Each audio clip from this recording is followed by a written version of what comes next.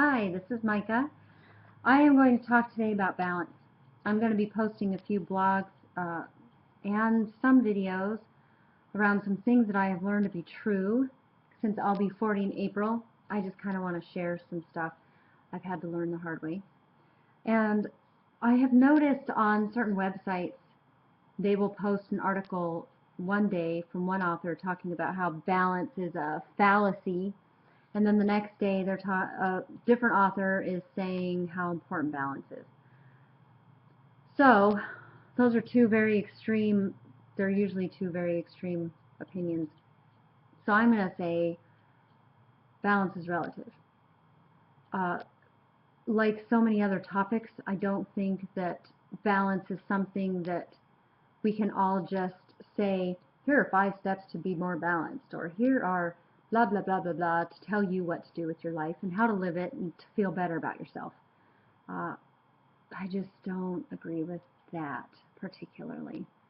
What I do agree with is understanding who you are in order to know what balance means in the moment, in your life where you're at right now.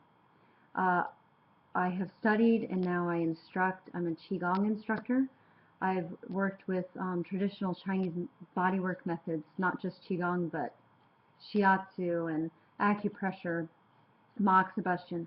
And the thing I love the most is that they teach how balance is in unison with nature. And when you are in sync with nature, then you are learning balance. And how balanced is nature usually? It's pretty chaotic most of the time, right? There's earthquakes and there's storms and there's all kinds of stuff. So what is balance? Who is defining that for you? Who is telling you this is more balanced? Is it you? Is it a should that you're shoulding all over yourself in your head all the time? Or is it something that you strive for because you think you're going to be happy when you find it? These are all important questions to ask yourself. When I coach somebody, I usually try to look at who they are archetypally, because we dream in metaphors. We grow up telling stories and we love stories. We watch movies about superheroes and we watch all these different archetypes play out in books and movies, because it's how we relate to one another and how we can in some way understand other people that aren't like us if we can categorize them. Not necessarily label them, because that isn't healthy. There's a balance in that also. But just a way to where we can feel like we know the other person, because we all have parts of different archetypes in us. The ones that are the most prominent, of course, are going to make up who we are and how we relate to others. So let's say you're a rebel archetype primarily. You are going to find balance in a different way than, let's say, the lover archetype would. Let's also go a little more scientific with it as far as homeostasis. A drug addict who's trying to get off of drugs, they're going to have a really hard time getting back to their body's homeostasis, because they have messed with it and changed it. They've changed the chemicals in their brain.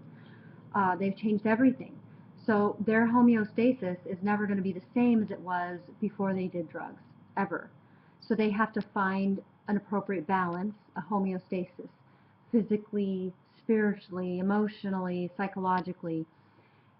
Same as someone like me who has struggled with love addiction or relationship addictions.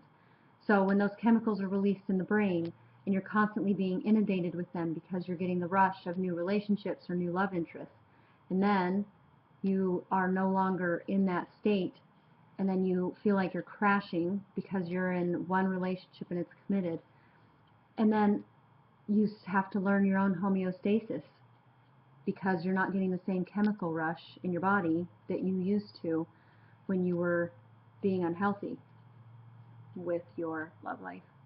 I should be clear on that. So, to sum up, balance is relative. Whatever balance looks like to someone else might not look like it to you.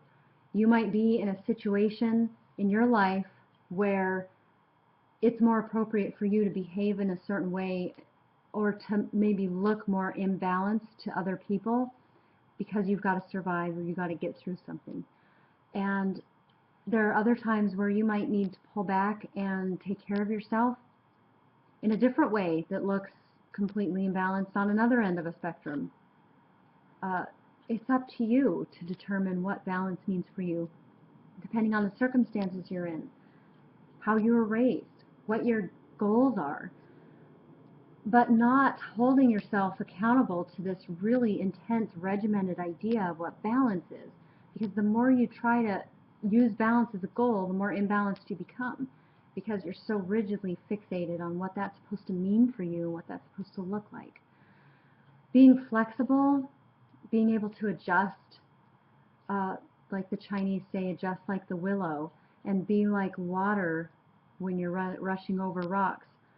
The rocks continue to shape and move, but they still remain rocks. It's just important to be flexible with yourself, be compassionate with yourself, and understand that balance is always going to be different, depending on who you are, what you're doing, what circumstances you're in. So, if you have any questions, comments, or different ideas about balance and what it means, please feel free to comment below. If you want to know more about my blogs or the work that I do, go to lunacentral.com, which is linked below. Thank you so much, and I appreciate hearing any thoughts and feedback. Thank you.